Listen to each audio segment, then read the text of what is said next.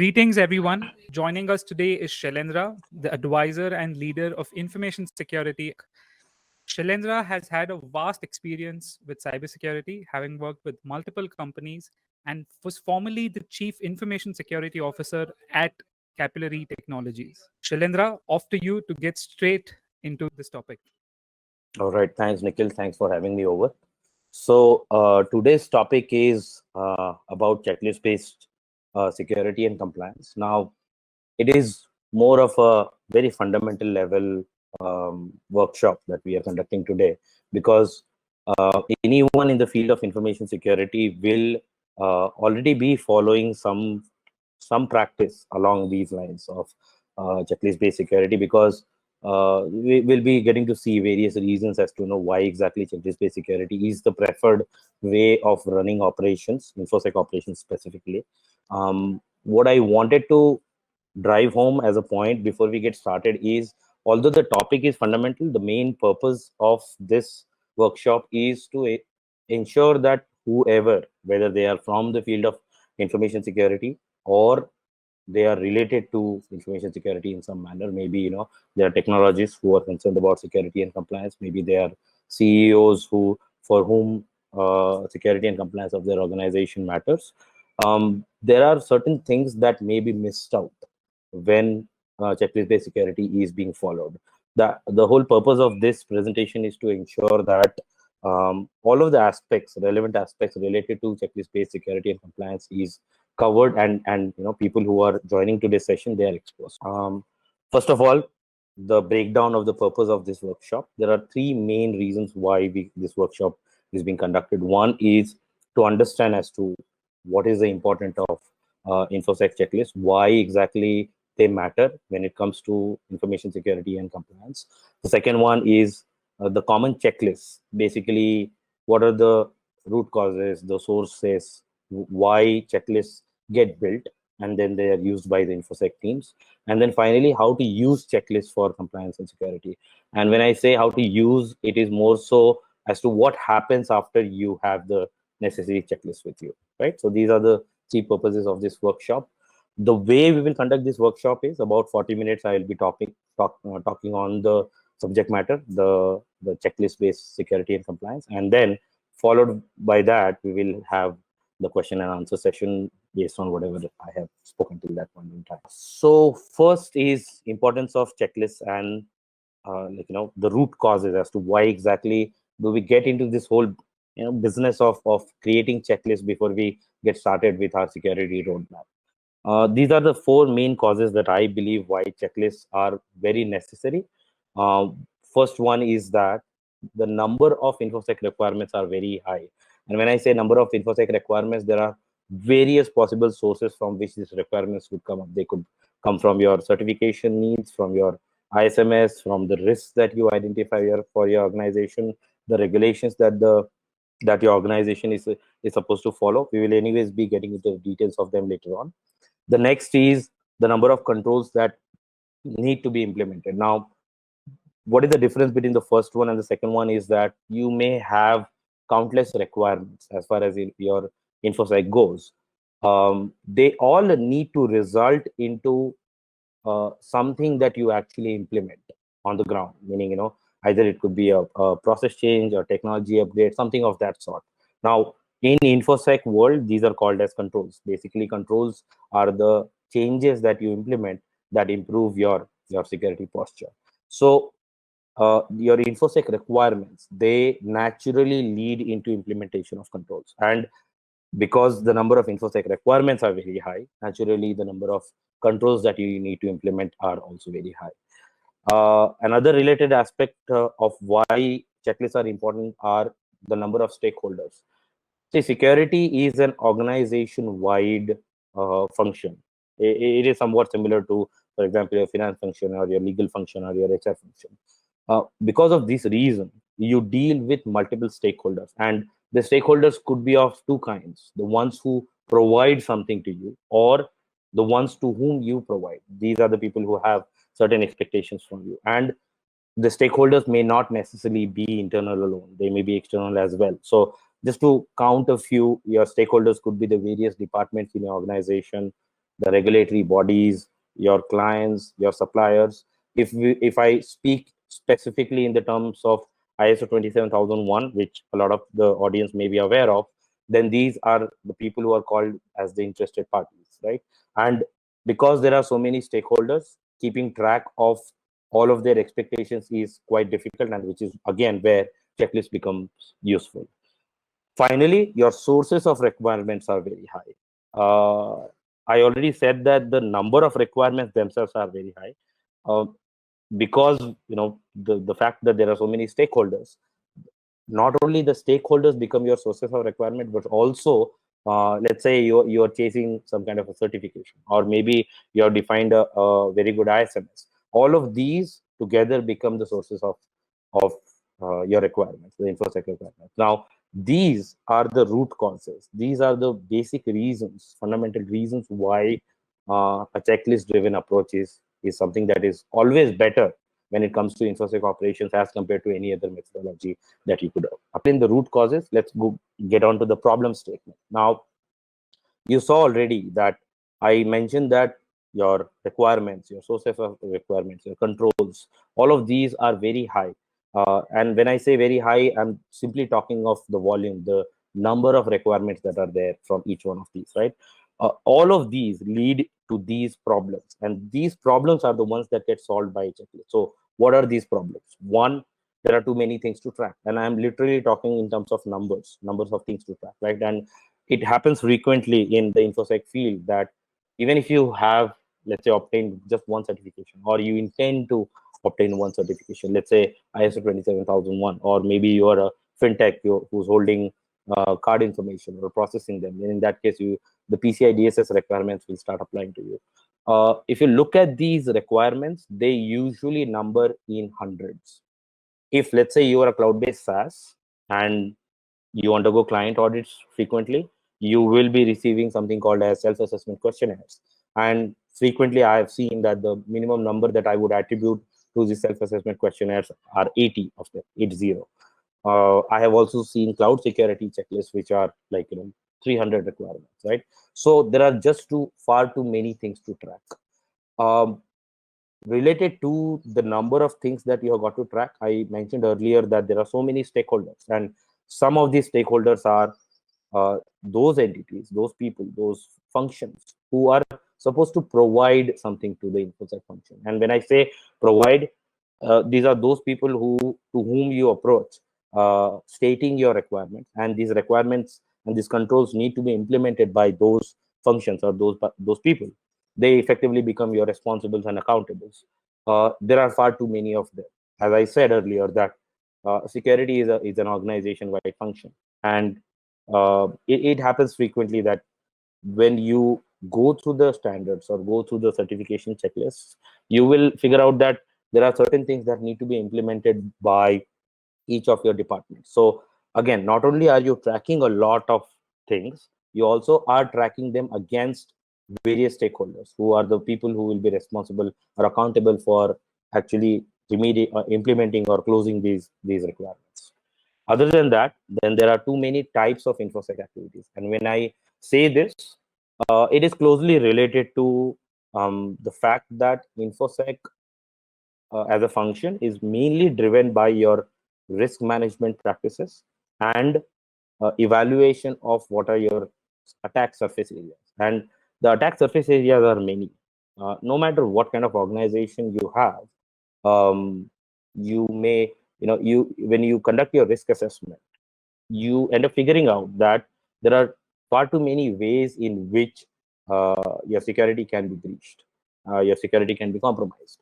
Now, when you intend to implement these controls to plug in these holes, plug in these gaps, you end up realizing that you are taking up several different type of activities which effectively cover all of your surface areas. To name a few, let's say you have an application, a web application. Now you have to ensure that you're conducting source code review, you're conducting vulnerability assessment, you're conducting penetration testing. Now all of these, what I would call as technical security activities. But if you only did those and did nothing else, you would still be far too vulnerable.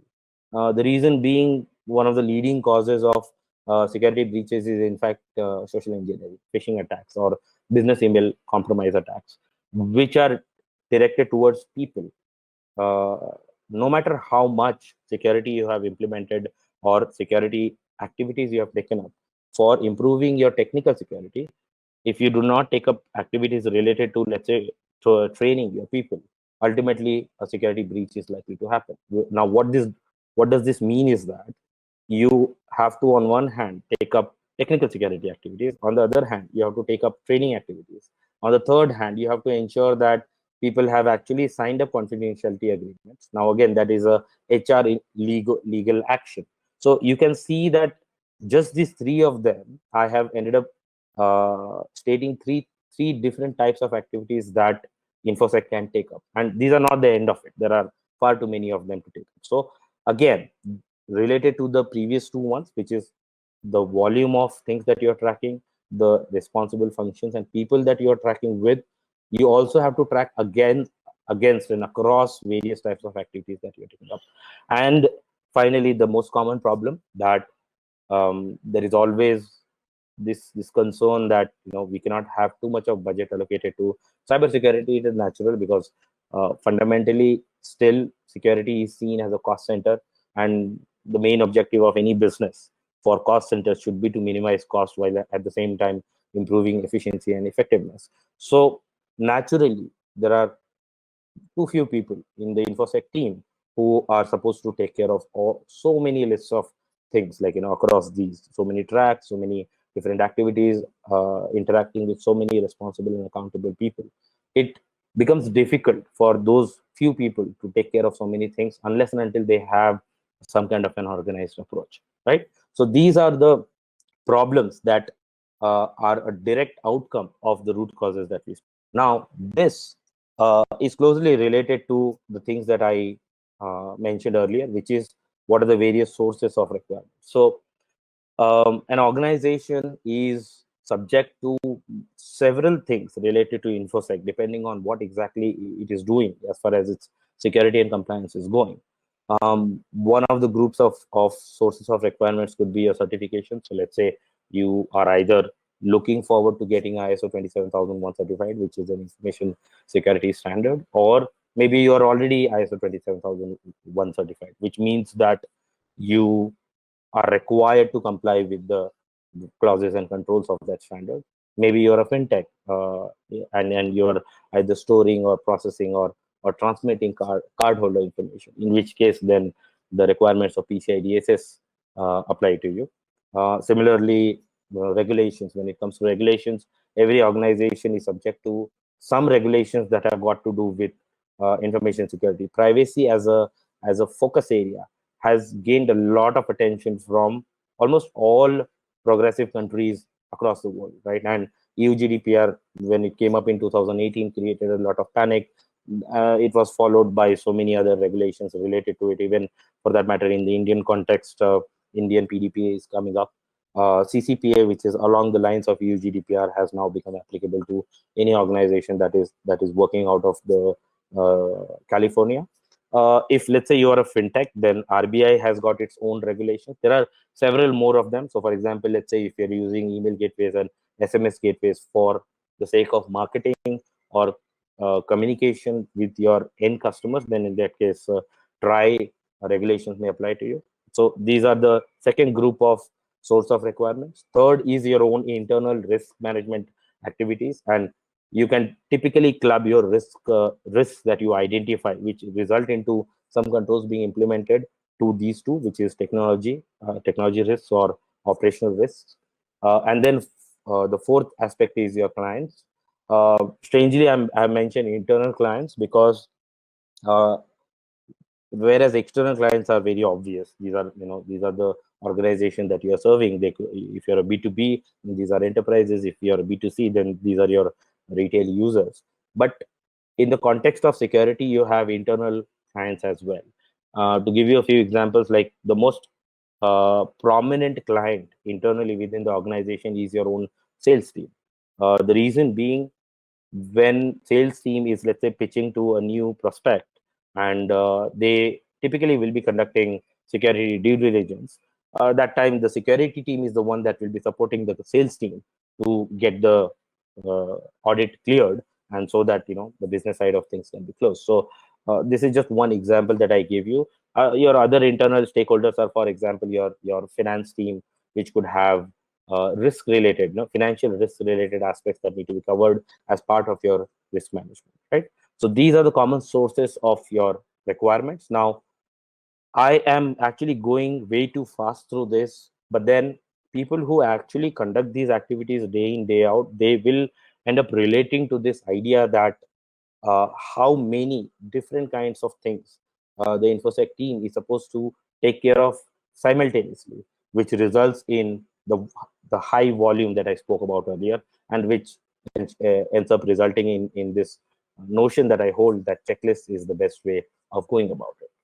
Right. So having said that, these are some of the examples that I brought up so that people who could not relate things what I spoke of earlier, they can relate to as to what exactly are these sources that I was talking about. Specifically here I mentioned the regulatory ones or the risk assessment ones, or to take some examples, ISO 27001 for example has got 116 clauses. Now this is kind of a misstatement, and I have intentionally done that.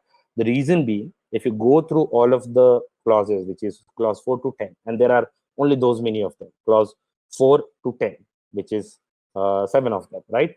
If you read deeper into them, they result in 116 different things that you have got to do.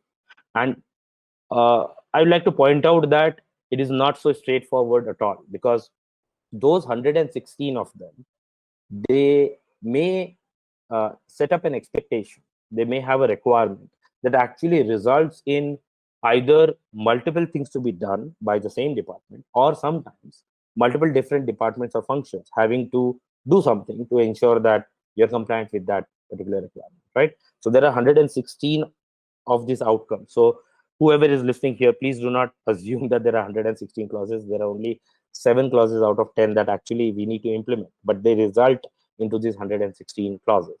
And then there are directly 114 controls. That's a very well-known thing, that ISO 27001 has got 114 controls. And here again, the same aspect applies, that anyone who has gone through the standards document of ISO 27001 will know that a particular control usually cannot be fulfilled by one function or one department. They usually result into multiple different actions or tasks that need to be taken up for compliance with that one single control, right? So on the whole, you can say that just for ISO 27001 alone, there are 260 things, 230 different things that need to be done. This is 116 plus 114. Although I'm saying that if you really want to comply with ISO 27001, then in that case, there will be a lot many more than 230. Looking at PCI DSS, there are 12 requirements overall, which, if you go deeper, result into these 323 requirements. And this is a publicly available document. The requirements list is published online. So anyone who either has got a need to implement PCI DSS or maybe go for the certification, they can actually download this document and have a look at it themselves. And these 323 of them, again, just like ISO 27001, same case, that you cannot expect that you will do exactly 323 things and you will be done. You will probably be required to do take up several more activities across several functions to ensure that you are complying with all of these 323 requirements. Shailendra, I'd like to stop you here. We have a question. What do you mean by a control? Okay, so that's a good question. So see, um, in the simplest way, I can say that a control is something that you implement to improve your security or to become compliant with something. Look at it this way. Control, in literal English, you could say, is equivalent to restriction, right? We use the word control because that control, if you have control over something, you have got the ability to restrict either that process or that person from either doing something or not doing something, right? And the best example I can take up here to explain this is access control. Now, if we we interact with so many web applications, and you have your username and your password set up, and unless and until you provide the username and password, you cannot. Sorry, there is a lot of wind here.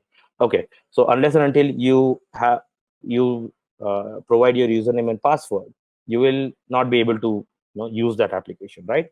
Now, what is the additional level of control that can be implemented there? And this is something that most people may have experienced, that you are required to have a password that is a certain minimum length. You are required to have a password that has got a number in it, that has got a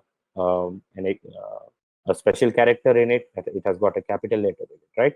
So at the base level, there is your password, but then you have implemented additional level of restrictions which require the user to set up a password in that manner. Now, this is what we call as controls. So here, additional password controls have been implemented, right? I hope that that clarification was sufficient. If not, then please go ahead and post your next question. I'll address it as soon as possible. Right. So having said that, let me get back to what I was saying. The next was EU GDPR. Now, at a high level, EU GDPR expects 7 principles to be followed, right? And although it sounds very easy that, oh, it's just 7 principles, it is not the case that you can just go ahead and very quickly go ahead be able to implement it. The reason being that when you look deeper into the 7 principles, specifically the specific expectations that have been set up in the sections and articles of EU GDPR alone, you will end up realizing that you actually need to conduct a gap assessment of your entire organization, whether you are compliant with the 7 principles or not. These 7 principles, in my experience alone, would result into roughly 90 to 100 different things that need to change in our organization. Now, I would like to point out here that EU GDPR has kind of become the most common example of regulatory compliance.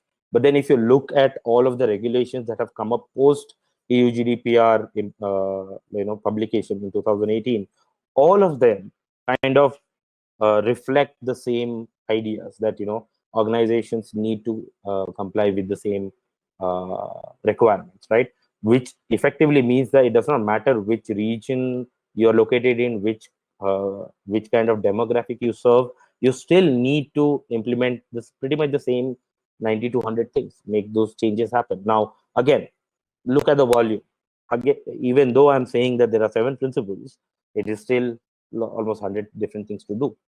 As I said earlier, keeping in line with whatever has been explained so far, again, a lot of volume of requirements to be taken care of.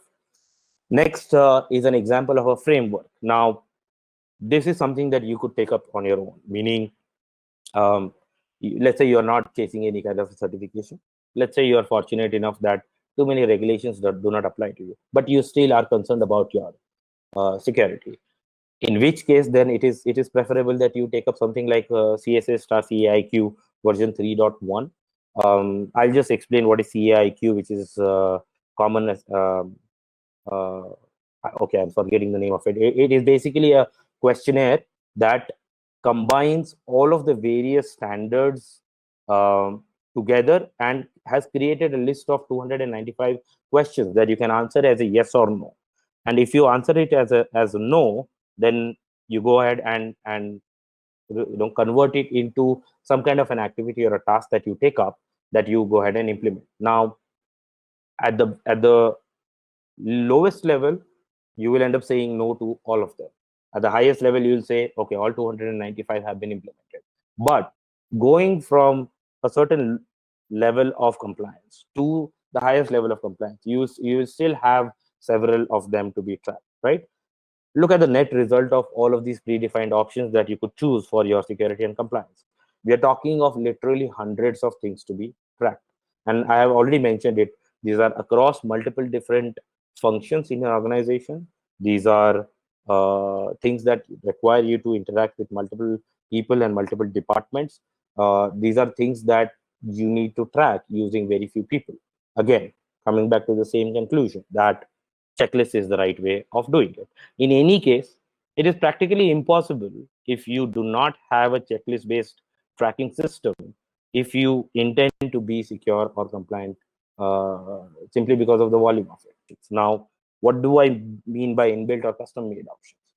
It is not really necessary when you are taking up security or compliance that you really take up something that is already predefined and try to apply to your organization. It's not really necessary. See, what should matter is that when it comes to security, you should evaluate that what are the things that matter to you, to your organization. What are the things that, although common security practices they suggest you do, but then your evaluation is that no, actually it does not improve my security. It is not something that I wish to do. It is not something that is cost effective for me to do. Let's say you are a very new startup and you're bootstrapped. You really cannot be you should not be focusing on spending something on security when your own business foundation is not yet set up. So you need to defer certain things, right?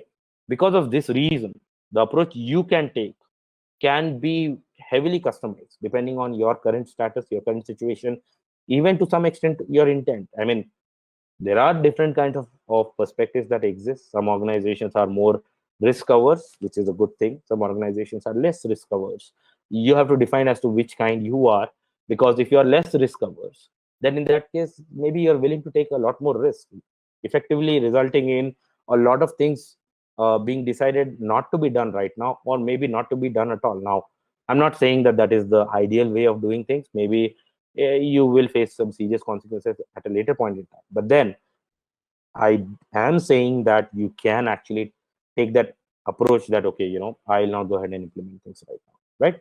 So having said that, these are the 4 different, groups, I can say, which could become your foundation based on which you can prepare your own checklist. And what are these? You have defined your ISMS. ISMS stands for Information Security Management System. Let's say in your ISMS, to take an example, I just explained the concept of password security, saying that you can have a password management policy which mandates that you will have these many special characters, these many numbers, these many uppercase characters, right? You may end up deciding that no, this is something that I do not wish to implement right now, because if you want to implement it, then you will have to then code it and then test it and then deploy it. All of this is a cost and time. Maybe you're not in a position to spend that kind of a cost and time, right? So what you will end up doing is that you will end up defining your password management policy with fewer controls, fewer requirements from your password, right? And this is just one example that I'm giving to you. Effectively speaking, you have cut down the number of requirements that you are imposing on yourself, right? Similarly, when you define your ISMS, which is your information security policy, your password management policy, acceptable usage policy, ISO itself kind of mandates about 41 of them. You can go ahead and define whatever it is that you want to define. Now, once you have defined them, ideally, the next logical step to take is look at the clauses and statements that you have defined, and then create a task or an action item based on that. Now, this task list or action item list could be far shorter and smaller than all of the pre-defined lists that we spoke about earlier, right? Entirely up to you. Another approach that you can take is based on your risk. You conduct a risk management activity. You find out that, okay, these are the risks that I am concerned about. The risks that I am experiencing right now are way too high. I would like to reduce the number of risks. So these are the controls that I need to implement. There are organizations where I've seen that their entire security is based on risk management activity, meaning they conduct a risk evaluation, they conduct a risk assessment, they define that, okay, they identify that which are the risks that actually I would like to go ahead and mitigate or eliminate in some way, and which are the risks that I'm okay with, right? And then the risks that they identify that they want to mitigate, they go ahead and define the controls that need to be implemented. Once the controls are defined, it becomes evidently clear that who are the people or which are the functions who need to mitigate those risks, implement those controls to reduce the risk that is there. So your custom list could be completely based on your risk as well. The third is security focus. Now, it is closely related to the risk originated list, but then the primary difference that I've seen between risk-originated checklist and security-focused checklist is that security-focused checklists tend to go a little bit farther than your risk, because your risks are based entirely on your context. Security focused lists, they tend to take up the best practices that are prevalent in the same space for the same kind of assets that we are talking of, and then they tend to incorporate those activities. Now, it may not be necessary that the security focused activities actually result into any kind of a risk mitigation. Mostly that is not the case, but then usually every single activity that is taken up for security usually results in risk reduction. So the main difference between risk originated and security focused checklists would be the volume. So security focused checklists would be slightly longer, right? And over that it is based on external inputs, whereas risks you typically are based on internal inputs. And the fourth one, which is quickly becoming the most common thing that I've seen, is that you have your stakeholders, typically your clients, and the clients send you a self-assessment questionnaire. Once you receive this assessment questionnaire, you go through it, you figure out that what are the things you're compliant with. You go ahead and report them out, get a clearance for those. And for the ones for which you are not able to present evidence, you go ahead and either ask for some time from your clients, or you go ahead and ask for lenience. When you ask for lenience, you're effectively saying that no, I will not be implementing it. But then let's say your client is strict and they're not really permitting you to not be compliant with their expectations, because ultimately then their risk posture becomes worse. So let's say that they are expecting that you go ahead and implement all of the things that they are asking.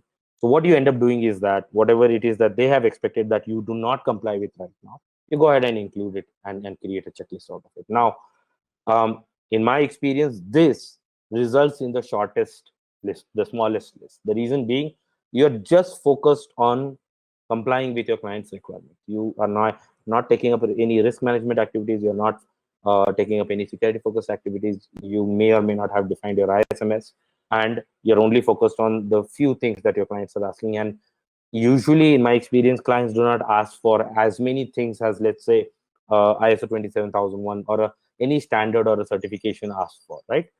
It is entirely up to you that which of these approaches you take. Almost all of them will result, if not a few hundreds, at least a few tens of things that you have got to do, right? So we spoke about predefined lists, which are based on certifications, standards, regulations, your risk-based methodology or risk management, or it could be this. You can see that risks are actually existing in both places. The reason for that is because you may or may not have your ISMS defined. You may or may not be chasing a security certification. You still can conduct a risk management activity of your own. But then, if you are chasing a certification, let's say ISO 27001 or PCI DSS, all of them expect you to manage your risks in an organized, formal manner, and which is why risk is something that exists in both places, right? So these are your inbuilt and custom made. And then finally, but you got your lists, right? The list could have tens of them or maybe hundreds of things to do. How do you go ahead and use this checklist? So these are the three main groups that I believe are the most effective. One is simply follow what ISO 27001 says, that you have an action register. And in the context of security, a register typically means any kind of a system where you can track things, right? So the most common term being a tracker, right? And action register, you can split up your action register for your compliance related activities and vulnerability related activities into two subparts. The reason why I suggest that is because the data points that you need to track for your compliance versus the data points that you need to track for your vulnerability management are different from each other. But at a fundamental level, they are both the same things. Like, you are ultimately tracking your security related activities to closure, right? That is one way you can do it, and it can be done very easily in a spreadsheet as well. Spreadsheet works because it allows you full flexibility in how you want to track it. In our collaborative world, where let's say you're using Google Workspace or Office 365, it is even better because then you can collaborate with multiple people. You can share it with across the organization with certain amount of restrictions, and it becomes very, very dynamic and very, very fluid and very, very easy.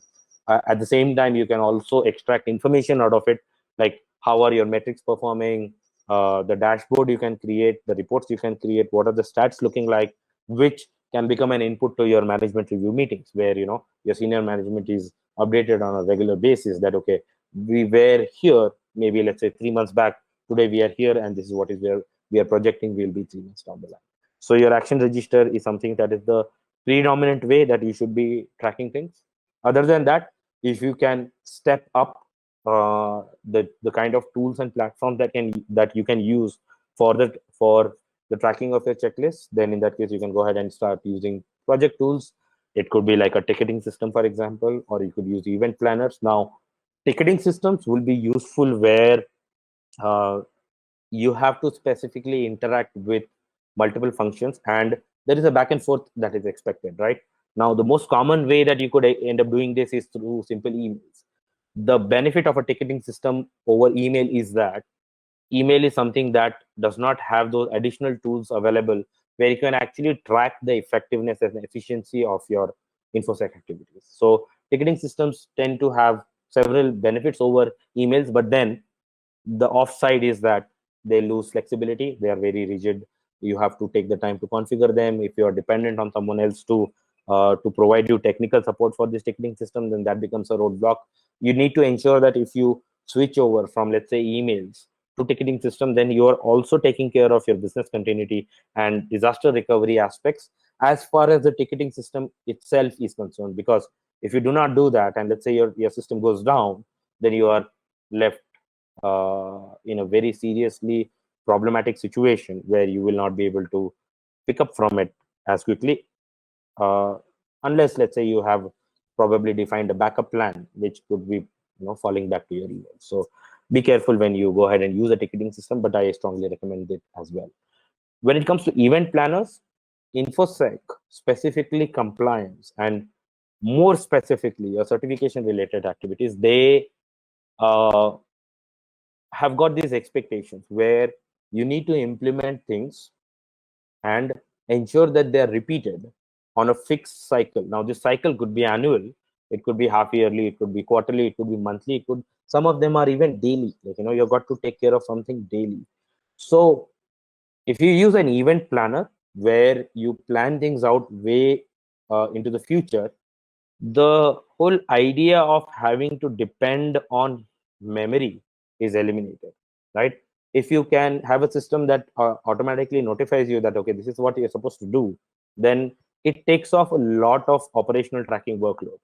And the biggest benefit of event planners is not the infosec team itself per se, but then the people from other departments, they will get automatically notified. Now, what is the benefit in this is that, unlike infosec, whose core job is information security related activities, all the other functions that you'll be working with, they've got their own priorities. So if you talk of technology or your hr or your finance function or your legal function, they've got their own priorities, which is not infosec, right? Effectively, if you expect them to follow your calendar, they're not likely to be able to do that on their own. You will have to have a mechanism that you reach out to them on the as per the frequency that you want the compliance to be maintained. Now, there are clearly two ways of doing it. You keep track of it, and then you ensure that you reach out manually, like maybe through an email, maybe through a phone call, or an instant message. If you can replace that with some kind of an automation, which is what is an event planner, it will reduce a lot of your operational workload, right? So ticketing system and event planners are kind of your next level of your action register, right? Your action register is basically tracking things. Your ticketing system and your event planners can be connected to your action register and automatically take up certain things that do not need to be done. Another way of managing your checklist and the volume of it and the volume of effort is, you can either take a risk-based or a department-based prioritization approach. What it means is this. See, when we spoke about the 116 clauses and 114 controls for ISO 27001. If you go through those, you will end up realizing that there are a lot of things that need to be done by various departments. There are a vast majority of them belong to infosec, no doubt. Then the second most frequent controls that need to be implemented usually belong to the technology department. Now, when you look at those lists and you specifically convert those clauses and those statements into something that can be easily understood and implemented by people, your controls basically, you'll end up realizing that not all of them are equally important, right? What you can do is that you can list them down in order of priority, starting from the most critical things to do, which have got a very high impact on your security posture, or implementation of those controls could improve your security a lot, right? So either way, either you are plugging a big hole by implementing that security, that whatever is the requirement, or if you implement it, your security posture will improve significantly. So naturally, you should prioritize those which have got this high impact on your security posture, right? Effectively, you can actually go down that list for each department, each function, and identify that some of them are not so critical to you, right? So that what I would call is a risk-based approach.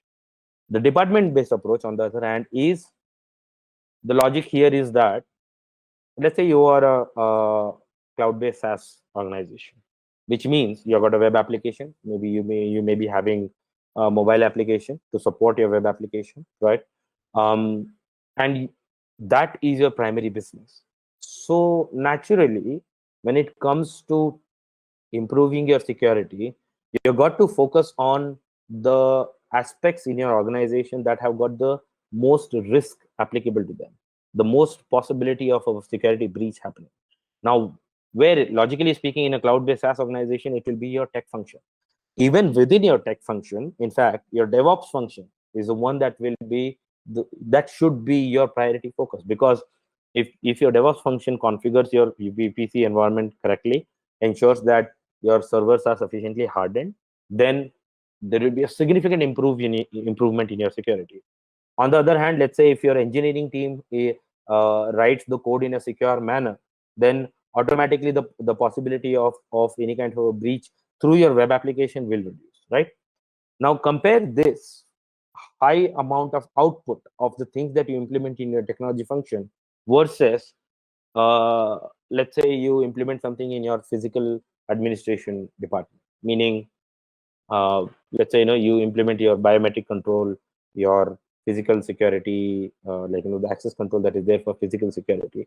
If you are a cloud-based SaaS organization, all of your data is residing in a VPC environment belonging to a hosting provider, probably AWS or GCP or Azure. All of the physical security controls that really need to be implemented on high priority actually apply to your VPC provider. And AWS or GCP or Azure, they're all ISO certified. They're all PCI compliant. They all have got SOC 2 report. They already have implemented adequate level of physical security. You do not need to do that in your office environment. What you really need to focus on is more on the endpoint, the computers that people are using. So maybe step up your antivirus, step up your anti-malware related systems. But because someone can walk into your office, it's not really that much of a risk. The reason being, a majority of your data is actually residing in your VPC environment, right? So again, going back to the point that how do you prioritize in terms of department? I'll rather just go ahead and give my opinion on it, which is when it comes to implementing security, I personally always say that at the top of your list should be your InfoSec and technology. InfoSec, because of the fact that InfoSec is the one that actually implements and ensures that you remain compliant. Simultaneously, technology, which is where all of the controls are actually implemented. These should be top of your focus area list. Second should be your HR, where all of the people related trainings, all of the people related legal compliances, getting your confidentiality agreement signed, all of those aspects, your ISMS acceptance, all of your disciplinary violation, in case of violation does happen, all of these are taken care of by your HR function. So moving on from technology, you should then focus on your HR. Now if you go down the list, personally my experience has been that your sales and marketing function typically should be at the bottom of your focus list. The reason being, they usually do not deal with any kind of personally identifiable information.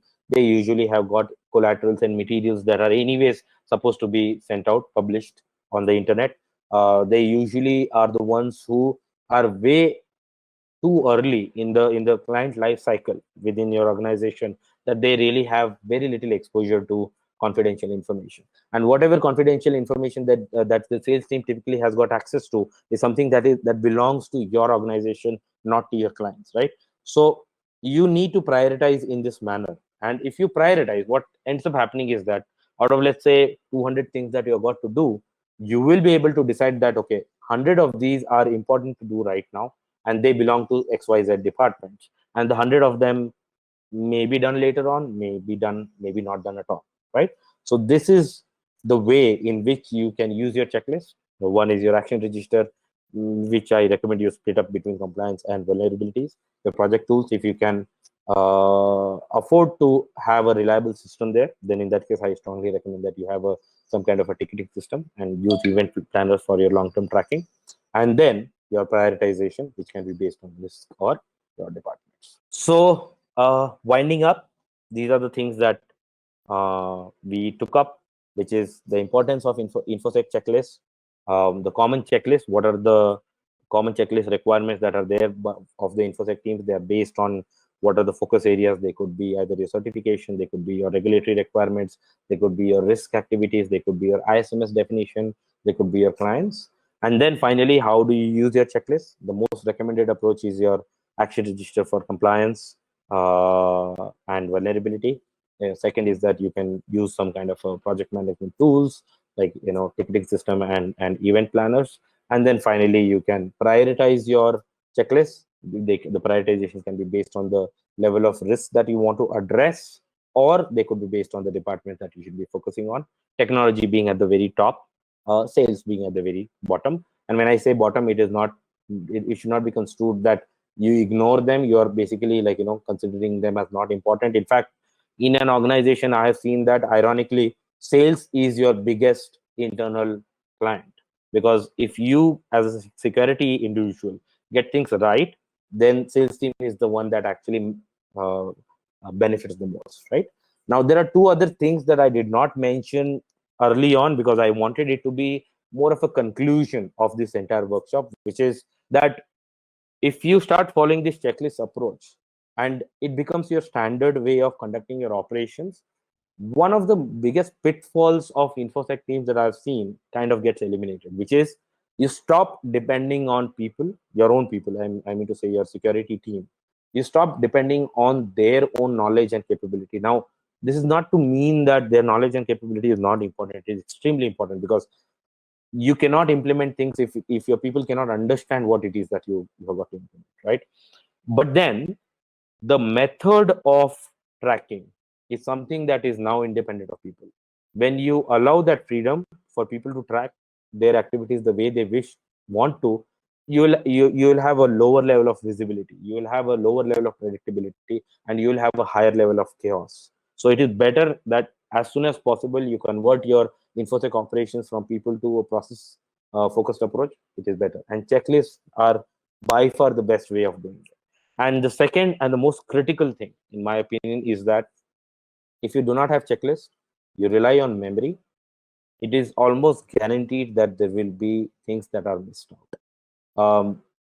Checklists are created after you map your entire security requirements across the organization. Once you have mapped them, when you convert them into checklists, is the only way that you can ensure that you have covered your entire map, right?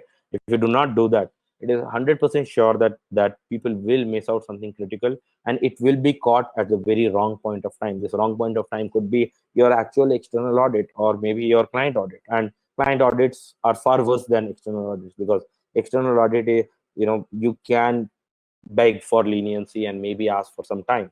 Clients do not permit that. If you lose your client because of a security reason, they are highly unlikely to come back, right? So that is why avoiding oversight errors is one other key problem solved because of the usage of checklists. Sharing these checklists for your benefit. These are based on the checklist that we ourselves use, and the two of them are vulnerability assessment checklist for web applications. This is to ensure that when you are conducting your vulnerability assessment for your web applications. You are covering all that is there. Now, OWASP Top 10 is clearly a well-known framework, right? But then that is not all. There are quite a few more that you should be checking as part of your web application vulnerability assessment. And the second one is cloud security checklist, because increasingly all organizations, all startups are now cloud-based. The whole world is moving towards cloud, so there is no turning back. On-prem is going to be history soon, right? So because of that, cloud, being based in the cloud, brings up new issues, new problems that you need to take care of from a security point of view, and that is why we'll be sharing this cloud security checklist for the security of your SaaS environment. Is there a simplest checklist that I can follow to make sure my application doesn't get hacked? Yes. If you're talking of application hacking, then in that case, you should definitely go with OWASP Top 10. OWASP Top 10, I'm assuming that you've got a web application. OWASP stands for Open Web Application Security Project, OWASP. Please run a search on it. 2017, there was a list released, which includes the top 10 most prominent weaknesses in an application. If you go ahead and remediate them, your security posture will improve a lot. Second question that I see is that what are the most commonly used checklists you use as a security expert? Okay, ISO 27001 is actually a very good checklist, because it is a standard that has been defined for a very wide section of industry, so that it can be used by various different organizations. So it definitely has got all of the fundamentals and basics of security in itself. If you go ahead and start with it, that will be a very good starting point. On top of that, then depending on your context, like maybe PCI DSS applies to you, or maybe you are an organization that is focused on the US market, in which case SOC 2 report is something that you should be obtaining. Or maybe you are a fintech, in which case, and based in India, in which case then RBI guidelines will apply to you. If you are someone who is serving, let's say, the stock exchange, then in that case, SEBI guidelines will apply to you. If you are an application service provider as defined by CCA, then in that case, ASP onboarding guidelines will apply to you. So there are several different checklists that you can choose from, but ISO 27001 is the starting point. The next question is, how do you conduct a security audit? Okay, a security audit begins with a gap assessment, and the gap assessment is based on a custom checklist, as you can call it, which we have created in Nometric.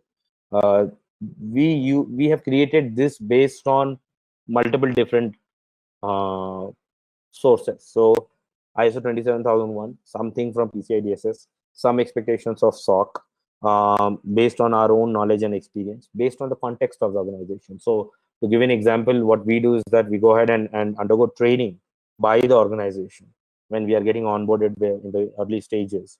And based on that training, based on the context, then we add certain gap assessment questions, which we then either answer ourselves after like understanding what exactly the organization has done about security, or otherwise we go ahead and ask for the organizational points of contact from the specific departments to answer those for us.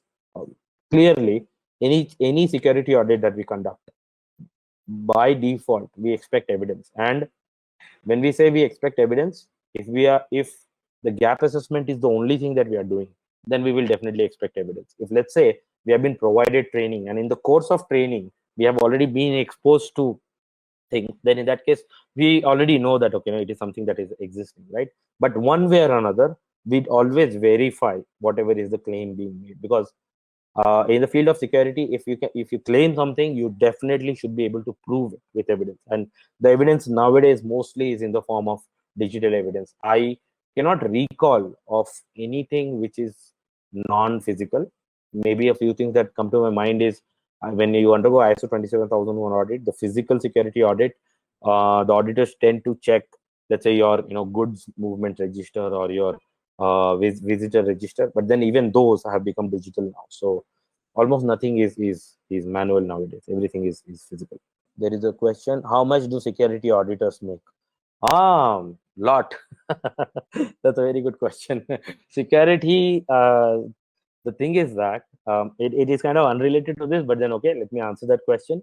What has happened is that security, the need for security has exploded in the last few years, whereas the rate at which people who have come up, like the number of people who have joined the security function has not kept pace with it, and it's a simple supply demand thing. So if let's say uh, you know supply is low, demand is more, naturally the people, what people get paid tends to increase. I'll not give specific numbers because there are countless websites you can go ahead and check, but then it has become a lot. Next question is, what does an IT security auditor exactly do?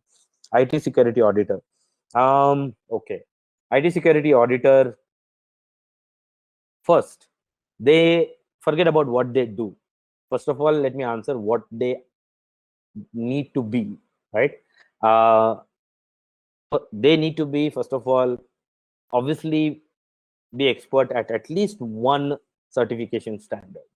I mean to say ISO 27001, PCI DSA, SOC 2 are the bare minimum that come to my mind. They should ideally be able to read through regulations and understand them.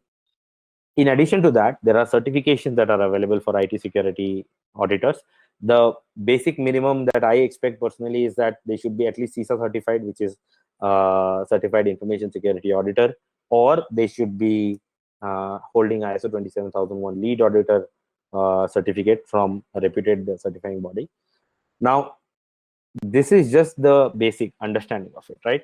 And I am focusing on the general security side of things. There is a technical security side of things which we will not talk about, because the whole idea of checklist actually is not less about technical security, is more of a general security. So once they have this foundation, then they need to understand how this checklist works. They need to be able to interpret the clauses and the statements and the requirements in the standards. And once they are able to do that, then they need to be able to approach the people, get those evidence within the necessary deadline, and then ensure that the evidence is actually satisfying the requirement. And if it is not satisfying the requirement, then go ahead and give a risk score which is appropriate based on whatever it is that they observe. So look at it this way: security auditors need to be good with reading, like kind of similar to lawyers, right? They need to be good with people because they have to interact with people and get them. If security auditors, I've seen security auditors who are very blunt or strict in the way they speak, and people hate them, and then they do not help them. Then they also need to be good at operational tracking, because hundreds of things to track. They need to be good at understanding tools and systems, because if you do not have that foundation, you'll never be able to become fast and efficient. And then finally, they need to be also good leaders, because your time span to actually be conducting audits, on the ground audits, is actually only a few years. A few years later, you should actually be leading a set of auditors, right? If you're not a good leader, you will end up causing trouble for yourself and your people, right? So this is what security auditors do. There is another question: what if I am an early stage audit? Will checklists help me? Yes, they will help. Whether you are early stage or not, whether you have the budget to implement on, and spend time on a security or not, yes, you should take up something, because security is not optional anymore. So early stage or not, you can definitely ensure that the bare minimum you can definitely do, and you should do. Because if you get hacked, if there is any kind of a security breach in the early stages of your organization, and it becomes public knowledge, no one else will become your client. You do not want to be that, right? So yes, definitely do take it.